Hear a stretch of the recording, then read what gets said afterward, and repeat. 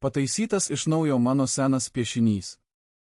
Toliau dar tęsiu savo paties senų, vaikystės laikų memuarų iliustravimą, kurie yra susiję būtent su žurnalo Genys gavimo momentais.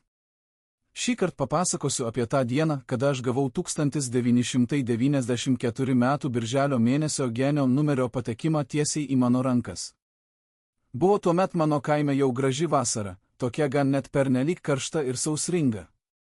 Visą birželio mėnesį aš kantriai laukiau pasirodant naujojo Genio numerio, nes žinojau, kad tai bus turbūt gal jau ir pats paskutinis manojoje kolekcijoje. Jau sekantį mėnesį turėjau pradėti imti kitą mamos man užsakytą vaikišką žurnalą.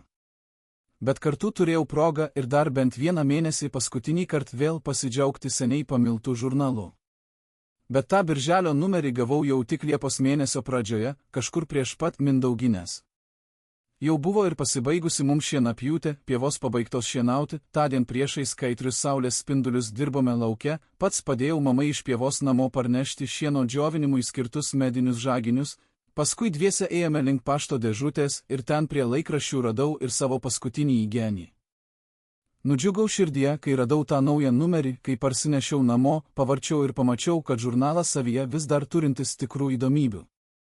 Pamenu, atsitūpiau aš tą vakarą savajame prie trobos esančiame iš plytų paties padarytame vaikiškų namelių kiemelyje ir su karčiu liūdesiu širdyje ėmiau skaityti tą žurnalą.